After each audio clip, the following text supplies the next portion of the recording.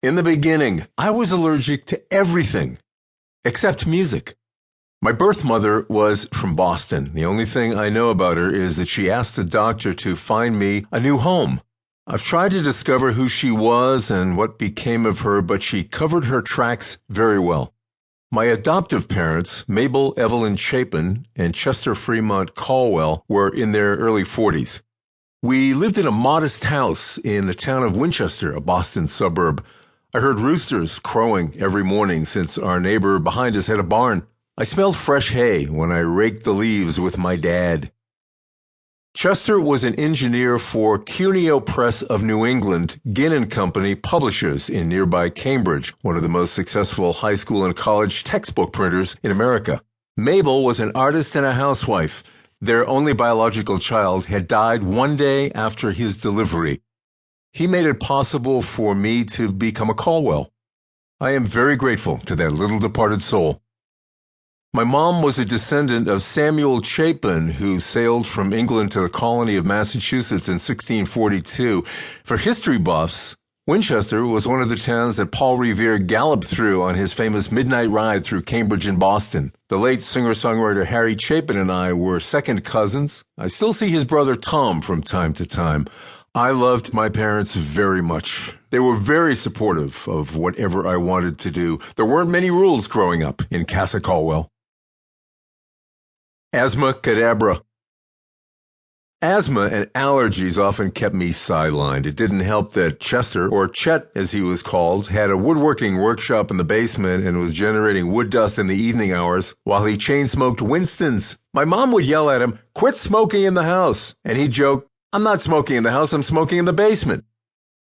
Pop loved to smoke and take family road trips. In the summer, he'd pile us into our Ford Galaxie 500 and head to Lake Massasauga in Merrimack County, New Hampshire. And in the fall, we'd drive through southern Vermont to enjoy the foliage. My mom, being a proper New Englander, dressed me according to the calendar, not the weather. Come September 1st, no matter if it was 78 degrees outside, it was wide wale corduroy flannel shirts and cable knit sweaters for me.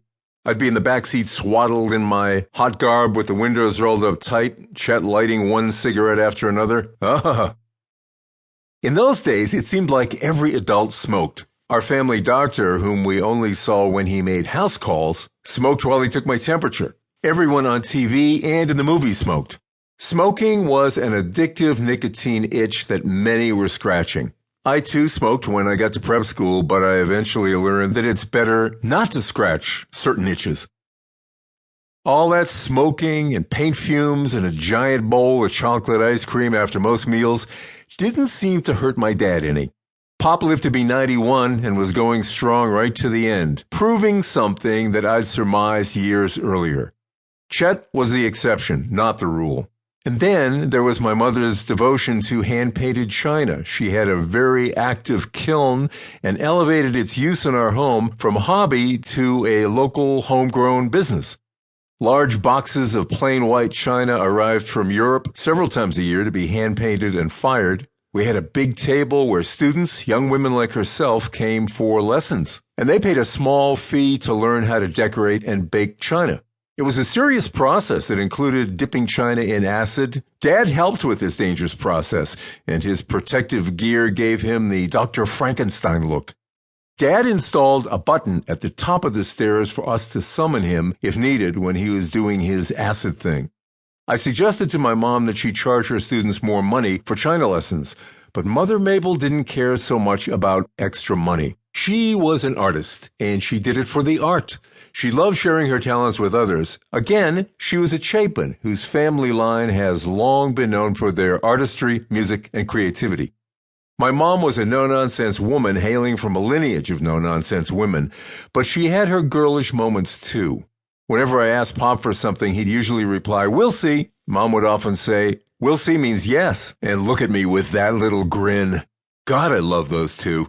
I would eventually discover that the only Colwell in the house who liked making money would be me. The other two Colwells were pretty much satisfied with their material possessions, and fortunately, loving me was their greatest joy. To keep listening to this audiobook for free, click the link in the description.